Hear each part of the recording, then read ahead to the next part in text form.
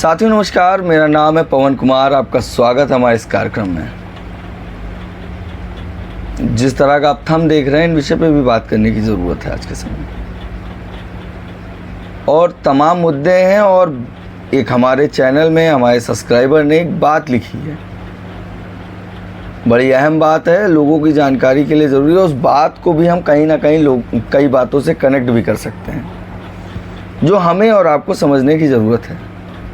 उससे पहले अगर आपने हमारे चैनल को सब्सक्राइब नहीं किया है तो चैनल को सब्सक्राइब कर लीजिए और बेल आइकन नहीं दबाया तो बेल आइकन भी दबा दीजिए, क्योंकि जैसे ही हमारी कोई खबर आए या अपडेट आए तो आपको तुरंत मिल जाएगी, जिसके बाद आप वीडियोस को तुरंत देख पाएंगे। दूसरी चीज़ जो खबर है, पहली तो ये कि टाइम्स टू अनफिल्टर ने एक इंटरव्यू किया था 3 जून का, जिस दिन बसपा सुप्रीमो मायावती जी प्रथम बार मुख्यमंत्री बनी थी उत्तर प्रदेश की। तो वो वीडियो मैंने किया था, वो वीडियो मैं लिंक बायो में लगा दूंगा, आप जाकर उस वीडियो को देख सकते हैं। मगर हमारे चैनल को देखा कहाँ जा रहा है, कौन कौन लोग देख रहे हैं, इससे पहले भी हम बता चुके थे। ये भी बड़ा चर्चा का विषय है। मतलब आप लोगों की मेहनत इतनी रंग ला रही है, देश में नहीं विदेश में भी देखा जा रहा है। जो वीडियो की हम बात कर रहे हैं वो 3 जून की ऊपर बनाया था मैंने ये वीडियो, जिसमें आर्षी वाल्मीकि जी ने मायावती जी को मुख्यमंत्री बनते वक्त जो बातें कहीं वो कितनी सत्य हैं ये भी आपको पता चलेगी। बात हुई थी, उन्होंने तमाम इंसिडेंट्स भी बताए 2 जून से लेकर 3 जून तक उस मामले पे पूरी स्टोरी बताई। और काफ़ी बातें नहीं बताई जा सकती क्योंकि कुछ बातें प्राइवेसी होती हैं, मगर जो बातें बताई वो सच थी। हमारी आपको स्क्रीन पे इमेज दिख रही है। एक हमारे सब्सक्राइबर लिखते हैं, हमारे जो सब्सक्राइबर हैं वो बड़ी अहम भूमिका निभा रहे हैं, मैं लगातार इसका बहुत बहुत आभार आपका प्रकट करता हूँ। इन्होंने लिखा है, मैं कनाडा में रहता हूँ और आंध्र प्रदेश से हूँ। मैं माननीय कांशीराम साहब से अपने शहर में नलौर में मिला था। मैंने कांशीराम साहब के साथ 1993 मतलब 1993 में जब मुलाकात उन्होंने की थी। मुझे वास्तव में गर्व है कि मैंने 1993 से 1996 तक बीएसपी के लिए काम किया। जब तक बीएसपी के लिए काम किया तब तक मैं इंडिया में था। मतलब 1996 के बाद उन्हें ब्रिटेन जाना पड़ता है, जब देश को छोड़कर ब्रिटेन जाना पड़ा, और वो कनाडा में रहते हैं। मेरा सपना है कि मैं बहन कुमारी मायावती को प्रधानमंत्री के रूप में देखना चाहता हूँ। मिस्टर वाल्मीकि मतलब आर्षी वाल्मीकि जी जो वाकया बता रहे हैं वो सही है, लेकिन यूट्यूबर्स अक्सर कुछ अन्य वीडियो में सब फर्जी बताने लगते हैं बातें। मतलब ये जो मामला हमारी वीडियो में बताया गया है ये असल बात है, जिसको आर्षी वाल्मीकि जी ने बताया है, ये व्यक्ति ये बता रहे हैं। और आप ध्यान दीजिए, 1993 से 1996 सरकार कब बनी थी?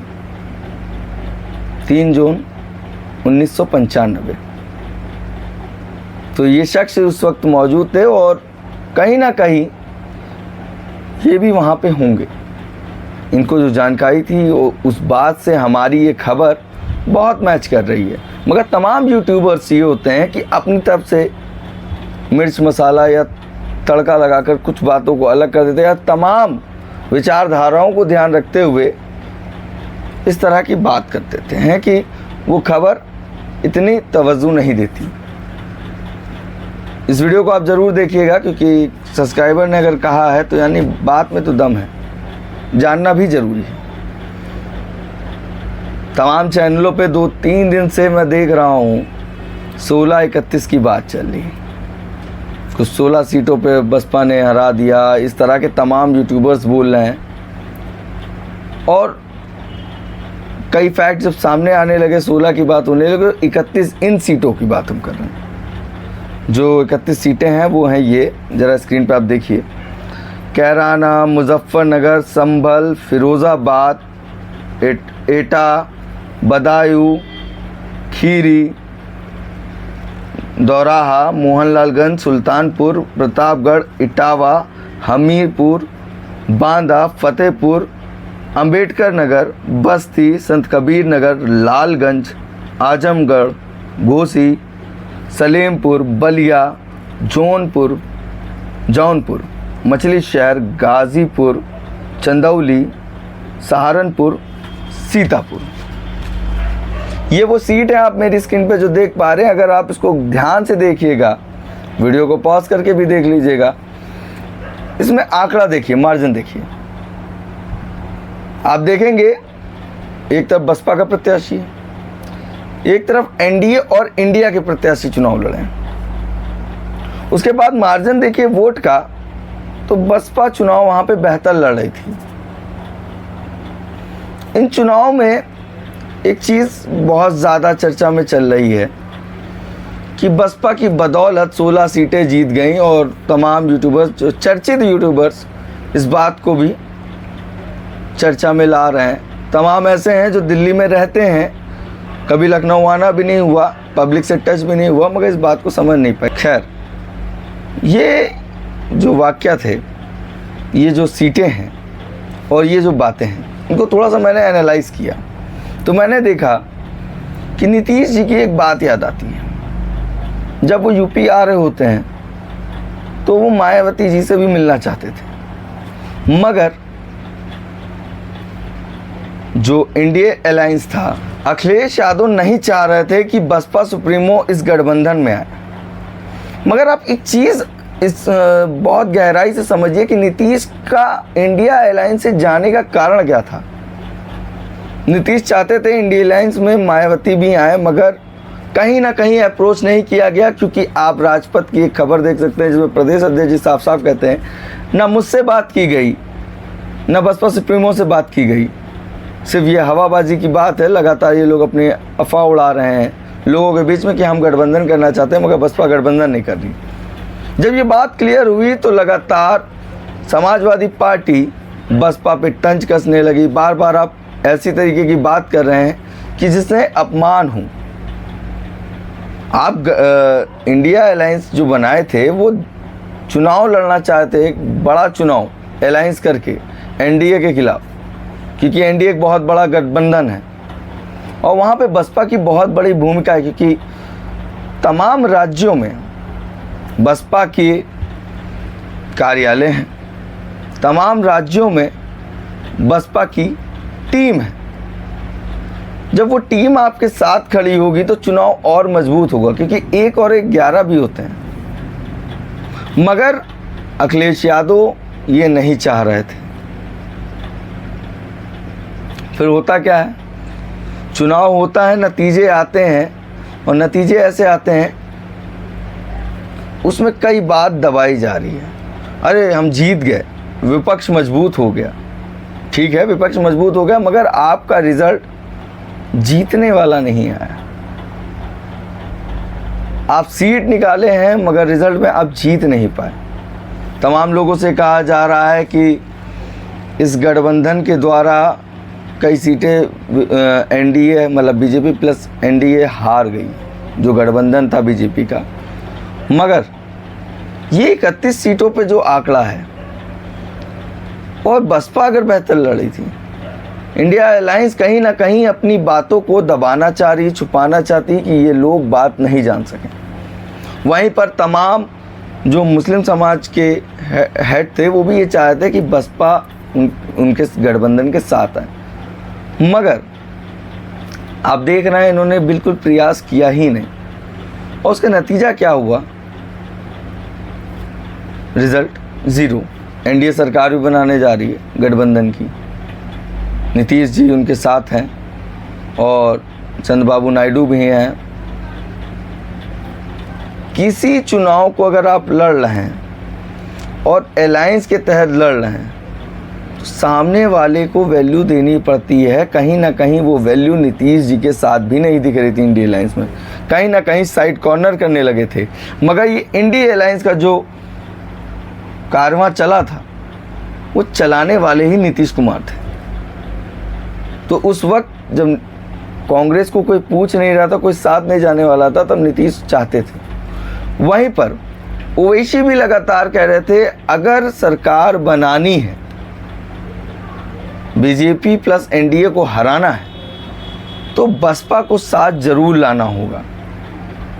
तमाम नेता कह रहे थे, उल्टा राजभर भी कह रहे थे कि प्रधानमंत्री का चेहरा मायावती को बनाया जाए, क्योंकि यूपी एक ऐसा मॉडल है जो तमाम राज्यों में चर्चा का बिंदु बना हुआ है।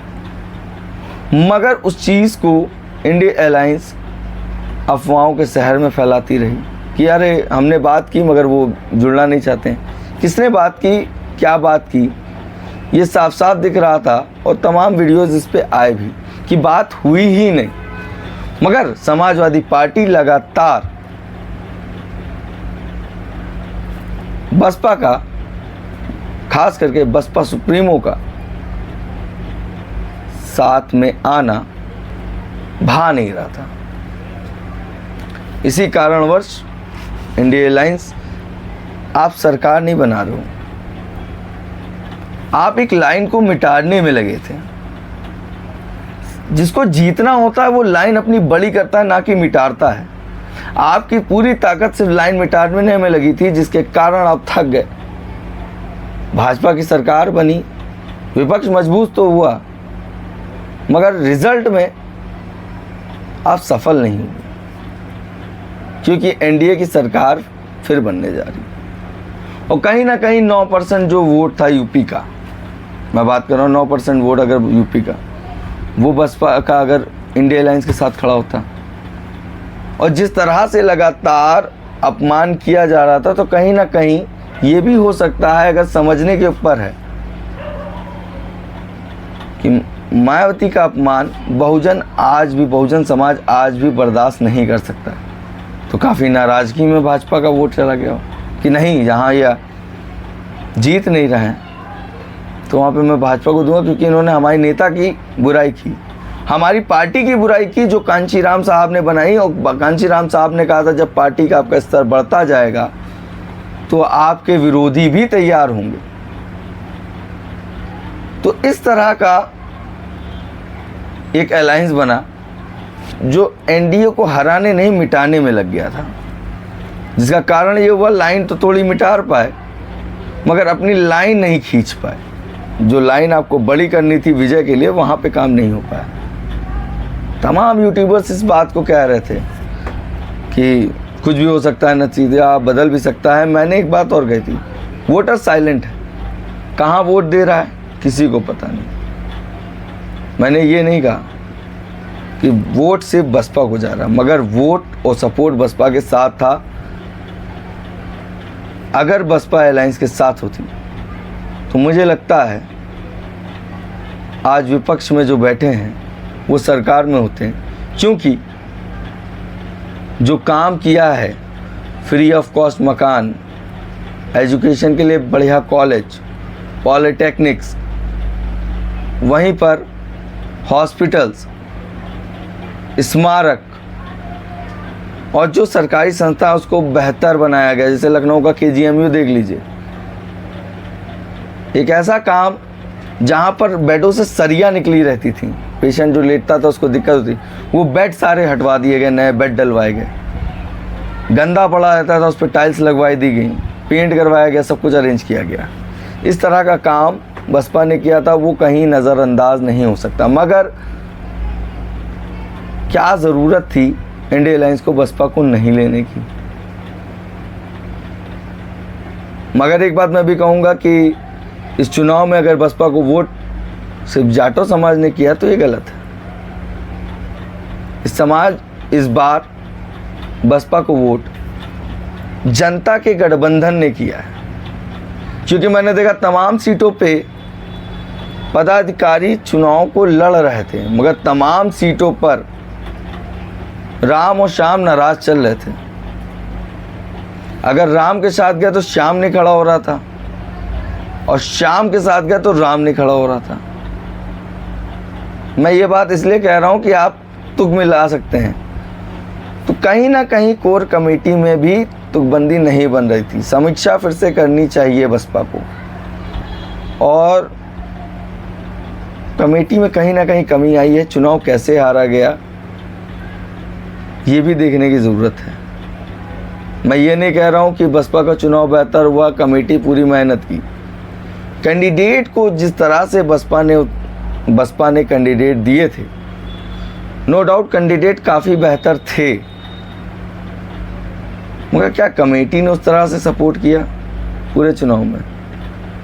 उन सीटों पे भी मेहनत की जिन सीटों पे बसपा जीती थी। हमने देखा तमाम राज्यों में, जब मैं गया चुनाव के बीच, तो लोग मिल नहीं पा रहे थे। और सबसे बड़ी चीज़ एक विषय और है, बसपा की बैकबोन और शैडो बामसेफ। जी हाँ, जो बसपा का बामसेफ होता है वो कहीं ना कहीं एक्टिव नहीं थी। तमाम लोगों ने मुझसे बताया, कई लोगों के फ़ोन कॉल्स आए, चुनाव कहाँ कैसे हार गए। मैंने कहा चुनाव तो आपके क्षेत्र का था, आप बताइए क्या हुआ, कैसे हुआ। कई लोगों से बात हुई, उन्होंने कहा सर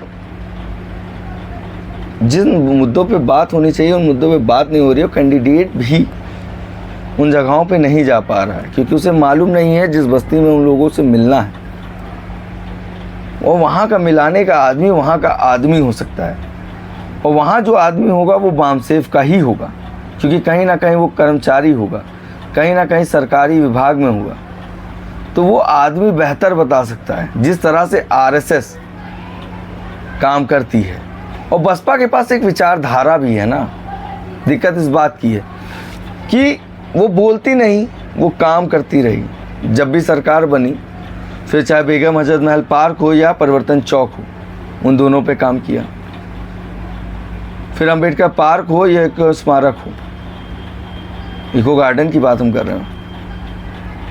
फिर चाहे आप बात कर लीजिए हॉस्पिटल की, स्कूल की, पॉलिटेक्निक्स की, कहीं ना कहीं तमाम पार्टियां नज़रअंदाज इन चीज़ों को नहीं कर पा रही थी। उनको डर था कि ये मॉडल बसपा को और बेहतर खड़ा कर देगा। मायावती प्रधानमंत्री की लाइन पे आगे आ जाएंगी। और जब लगातार आपका अगर कोई अपमान करता है ना, तो फिर कैसा गठबंधन किया जा सकता है, आप बता सकते हैं? वहीं पर बामसेफ की जो जिम्मेदारी थी कि अपने टीम से मिले, बात करे, जो काम कर रहे हैं, जिनको बसपा सरकार में नौकरी मिली, जिनको आवास मिले, ये मॉडल कौन बताएगा भाई? आरएसएस तो अपना काम करती है। तो बसपा को बामसेफ को भी देखना होगा, बामसेफ में भी चेंजेस लाने होंगे। तमाम जगहों पर बसपा के इलेक्शन के दिन कैंप भी नहीं लगे थे, तमाम सेक्टरों में, तमाम वार्डों में, माफ़ करिएगा। और जब आपका कैंप नहीं लगता है तो आधा प्रचार उस कैंप से भी हो जाता है कि हमारे लोग बैठे तो वो हेल्प कर देंगे पर्ची निकालने में। ये सब स्ट्रैटेजी होती है जिस पे काम होता था।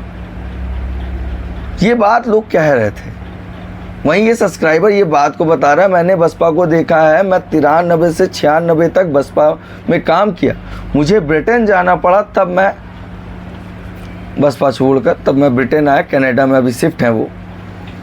और सबसे बड़ी चीज़, मायावती को प्रधानमंत्री बनते देखना चाहते हैं। इसका कारण क्या है? उनका जो काम रहा है, जिन मुद्दों पे काम किया है, पूरे बहुजन पे काम किया है। SC ST OBC और माइनॉरिटी सबका ध्यान रखा है, और किसी के साथ भी अगर अन्याय हुआ है तो लॉ एंड ऑर्डर में बसपा ही मानी गई है बेहतर, आज भी। तो ये कुछ बातें थी, लगातार चर्चा बनी थी। मैं चाहूँगा इस वीडियो को ज़्यादा से ज़्यादा शेयर करें, वो भी देखें जो लगातार 16 की बात कर रहे हैं। भाई 31 भी देख लो, 31 पे क्यों नहीं बात कर रहे हो? 31 में क्या दिक्कत आ रही? मगर ये 31 वो कोर वोटर वाले लोग हैं जो वोट किए हैं, आप इनको नज़रअंदाज नहीं कर सकते। कासिम सर ने जो बात कही वो सच कही। समीक्षा बैठक होनी चाहिए और इसे चेक करना चाहिए कि कहाँ पर कमी आ रही है। उन कमियों पे काम करना चाहिए और शायद ना शायद कमेटी से आंसर लेना चाहिए। और मैं आशा करता हूँ जल्द ही बसपा समीक्षा बैठक करेगी, क्योंकि ये बात मैं नहीं कह रहा हूँ, आप ट्विटर पे जाइए, लगातार लोग कह रहे हैं, इस बात की चर्चा कर रहे हैं। और वहीं पर जो चैनलों में इस बात को कह रहे हैं, तो वो अभी भी बसपा की कई ऐसी बातें हैं, कैसी ऐसी विचारधारा हैं जिस पर विरोधी आकर इस पे, वो कहते नहीं है जले पे नमक छिड़कना, तो उसका भी कटाच अभी भी वो लोग कर रहे हैं। मुझे नहीं लगता कि आपसे बेहतर कोई जानता होगा, जो हमारे दर्शक हैं, कि मेरी बात कितनी सही है। मैं चाहूँगा इस वीडियो को ज़रूर कमेंट सेक्शन में कमेंट करें और इससे रिलेटेड कोई भी बात हो आप हमें ज़रूर बताएं, इलेक्शन से रिलेटेड। मैं अगले वीडियो में कोशिश करूँगा उन बातों को भी सामने रख पाऊँ जैसे इन्होंने कहा। और ये बात साफ साफ कनेक्ट हो रही है हमारे जो सब्सक्राइबर हैं कि क्यों बसपा को वो बेहतर देख रहे हैं। बसपा में एक विचारधारा है, वो बोलती नहीं, वो काम करती है। और सही बात है, जिस तरह से आरएसएस भी भाजपा में उसकी सरकार बनाती है और भाजपा वो काम करती है। नीतीश का इंडिया अलायंस से जाना, तो नीतीश को कम तवज्जो देना, और जब आप जीत नहीं रहोगे तो आदमी उसके साथ खड़ा होगा जो जीत रहा होगा। क्योंकि मायावती का साथ ना होना इंडिया अलायंस ही इंडिया अलायंस की सरकार नहीं बना पाई। सिर्फ आप विपक्ष मजबूत कर पाए, मगर जरा सोच लीजिए, अगर आप तोड़ जोड़ में लगे हैं तो एनडीए भी आपकी पार्टी से, आपके गठबंधन में जो लोग हैं उनमें भी तोड़ जोड़ करेगी। कैसा लगा हमारा वीडियो ज़रूर कमेंट करके बताएं। बाकी बने रहिए हमारे चैनल के साथ। धन्यवाद।